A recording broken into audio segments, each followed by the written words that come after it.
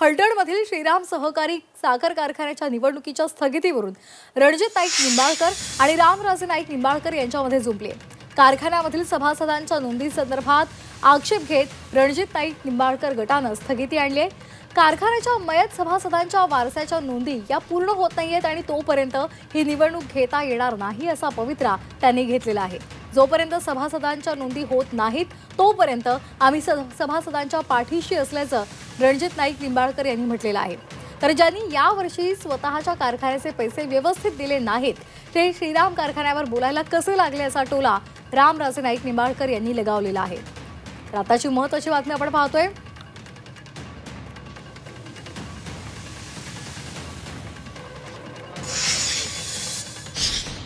श्रीराम सहकारी कारखान्याच्या निवडणुकीच्या संदर्भामध्ये निर्णायक भूमिका घेऊन लढलं पाहिजे, कारण जवळपास 3000च्या पेक्षाही आसपास सभासदांचे मयत झाले, त्याच्या वारसांना त्या ठिकाणी स्थान मिळालं पाहिजे।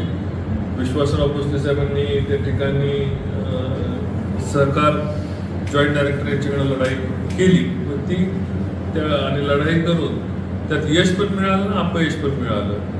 यश अशासाठी मिळालं त्यांना की फलटण तालुक्यातल्या फक्त 80 लोकांचा मतदानाचा अधिकार आपल्या फलटण तालुक्यातल्या राज्यकर्त्यांनी ठेवला होता।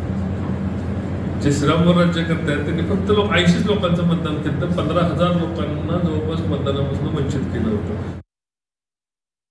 यावर्षीचे पैसे दिलेले नाहीत ते श्रीराम कारखान्यावर कसं काय बोलायला लागले? तुम्ही सगळे तिथं होता। आज श्रीराम कारखान्याचे किती आपण दिला व्यापाराची 31 दिले ना, 31 रुपये दिला, पण सिंधूचे सगळे संपले, फक्त 9 दिवसाचे पेमेंट राहिले।